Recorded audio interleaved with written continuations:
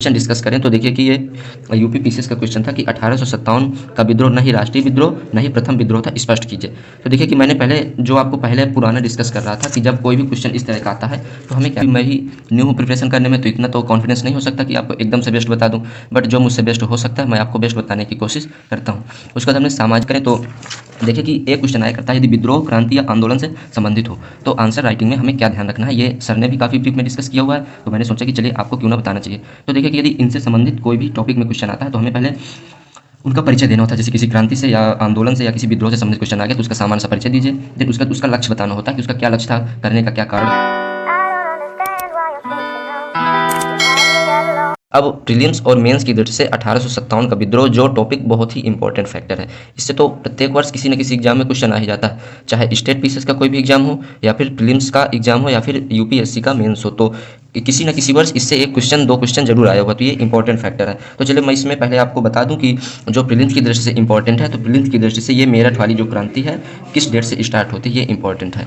उसके बाद बात करें तो इसका क्षेत्रीय विस्तार या प्रसार से भी क्वेश्चन आया करता है, तो चूंकि मैंने अभी मैप इसका नहीं पढ़ा, इसको मैं थोड़ा डिस्कशन करके पढ़ना चाहूँगा ताकि ये थोड़ा ज़्यादा शॉर्ट रूप में ना रहे, थोड़ा ब्रीफ में रहे तो ज़्यादा ठीक रहता। अब चलिए मैं आपको पीवाईक्यू दिखा दूँ कि इस टॉपिक से पीवाईक्यू क्या क्या आया हुआ है। तो देखिए कि एक पीवाईक्यू क्वेश्चन आया हुआ था कि ब्रिटिश नीतियों में सतर्कता एवं रूढ़िवादी तत्वों को देखा जा सकता है, इस पर टिप्पणी दीजिए। तो ये यूपीएससी का जो पीवाईक्यू क्वेश्चन था उससे मैंने यहाँ पर लिख रखे, जो इस टॉपिक से आए हुए मैंने पीवाईक्यू भी देख रखे। दूसरा क्वेश्चन था 1857 का विद्रोह किस प्रकार औपनिवेशिक भारत के प्रति ब्रिटिश नीतियों के विकास में ऐतिहासिक मोड़ है। तो यदि अब इन दोनों क्वेश्चन की बात करें तो देखिए कि हमने यहाँ पर असफलता के कारण या फिर परिणाम में हमने ब्रिटिश नीतियों के दृष्टिकोण से हिसाब से मैंने यहाँ पर मेंस की दृष्टि से यहाँ पर लिख रखा है। अब देखिए कि यहाँ पे क्वेश्चन आया हुआ था ना कि ब्रिटिश नीतियों में सतर्कता एवं रूढ़िवादी तत्वों को देखा जा सकता है। तो देखिए कि ब्रिटिश नीतियों का जो दृष्टिकोण देखेंगे कि किन किन में वो रूढ़िवादी थे, तो देखिए यहाँ पर हमने कंप्लीट लिख रखा है। अब इनके विषय में हमने शॉर्ट मैप तैयार किया हुआ है। अब जब भी हम टेस्ट सीरीज देंगे या कुछ भी मेंस की आंसर राइटिंग करेंगे उसमें से ये हमको प्रॉफिट दे देगा। अब उसके बाद बात करें तो देखिए कि एक क्वेश्चन आया करता है, यदि विद्रोह क्रांति या आंदोलन से संबंधित हो तो आंसर राइटिंग में हमें क्या ध्यान रखना है। ये सर ने भी काफ़ी ब्रीफ में डिस्कस किया हुआ है, तो मैंने सोचा कि चलिए आपको क्यों ना बताना चाहिए। तो देखिए कि यदि इनसे संबंधित कोई भी टॉपिक में क्वेश्चन आता है तो हमें पहले उनका परिचय देना होता है। जैसे किसी क्रांति से या आंदोलन से या किसी विद्रोह से संबंधित क्वेश्चन आ गया तो उसका सामान्य सा परिचय दीजिए, देन उसका लक्ष्य बताना होता है कि उसका क्या लक्ष्य था, करने का क्या कारण था, उसका दोष संगठित था कि असंगठित था, ये भी हमें बताना पड़ता है। उसके बाद हमें उसकी प्रकृति में जाना कि हिंसात्मक था या फिर अहिंसात्मक था। देन उसके बाद बात करें तो उसके विभिन्न वर्गों की भूमिका बतानी होती है कि किन किन वर्गों से किन किन लोगों ने भाग लिया था। उसके बाद उसका प्रसार बताना होता है, देन उसका उसका महत्व बताना होता है। तो ये इंपॉर्टेंट फैक्टर है जो कि इस टॉपिक से कोई भी क्वेश्चन आता है तो हमें मेंस में आंसर राइटिंग करते समय इतना डिस्कस करना होता है। तो चलिए मैं इसको भी बताऊंगा कि कैसे डिस्कस करना है। मैं एक क्वेश्चन को आपको अभी शॉर्ट में बता दूंगा, उसके बाद यदि आपको ब्रीफ में चाहिए होगा तो आप कमेंट बॉक्स में मैसेज कर दीजिएगा तो मैं आपको बता दूंगा।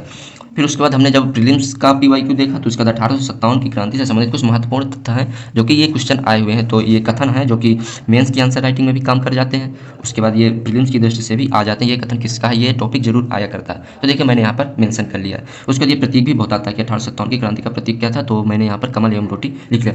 अब चलिए क्वेश्चन डिस्कस करें तो देखिए कि ये यूपी पीसीएस का क्वेश्चन था कि 1857 का विद्रोह न ही राष्ट्रीय विद्रोह न ही प्रथम विद्रोह था, स्पष्ट कीजिए।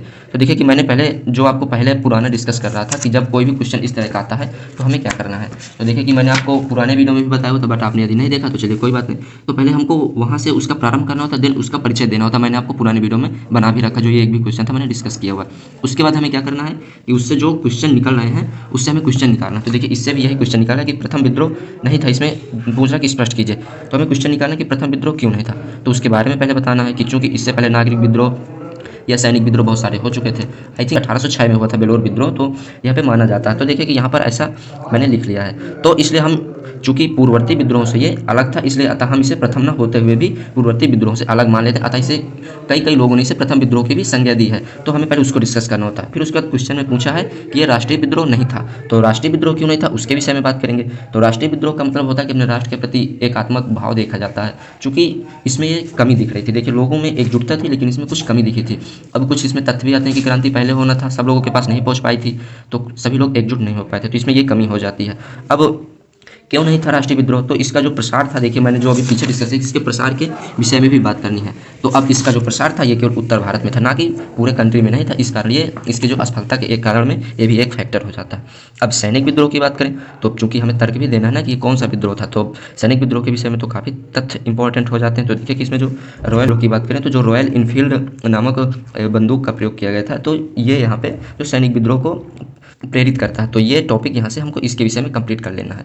तो मैं आशा करता हूँ कि ये आपको सीरीज पसंद आ रही होगी कि मतलब कैसे डिस्कस करना है। मैंने यहाँ अभी शॉर्ट में डिस्कस किया हुआ, बट यदि आपको पसंद आए तो आप लोग मैसेज कर दीजिएगा, तो मैं एक इसका लॉन्ग वीडियो बना दूंगा और देन वीडियो को मैं डिस्कस करूँगा। अब चूंकि अभी भी मैं ही न्यू हूँ प्रिपरेशन करने में, तो इतना तो कॉन्फिडेंस नहीं हो सकता कि आपको एकदम से बेस्ट बता दूँ, बट जो मुझसे बेस्ट हो सकता है मैं आपको बेस्ट बताने की कोशिश करता हूँ। उसके बाद हमने सामाजिक धार्मिक सुधार आंदोलन पढ़ा। तो सामाजिक धार्मिक सुधार आंदोलन से इसमें तो अभी तक ज़्यादा मैक्सिमम क्वेश्चन जो यूपीएससी में नहीं बने, बट पीसीएस में इसके इंपॉर्टेंट हो जाते हैं। अब प्रीलिम्स की दृष्टि से ये टॉपिक इंपॉर्टेंट है, जो कि मैंने यहाँ पर देखिए लिख रखा। अब इनके जो संस्थापक हैं कब किया गया, अब इसमें जो गवर्नर जनरल थे किनके साइड से किया गया, ये इंपॉर्टेंट है। तो इसको अब हम डिस्कस में पढ़ेंगे। तो अब चूंकि वीडियो तो काफ़ी बड़ा होगा, तो मैं आपको नेक्स्ट वीडियो में दिखाऊंगा। तो चलिए मिलते हैं नेक्स्ट वीडियो में, तब तक के लिए धन्यवाद।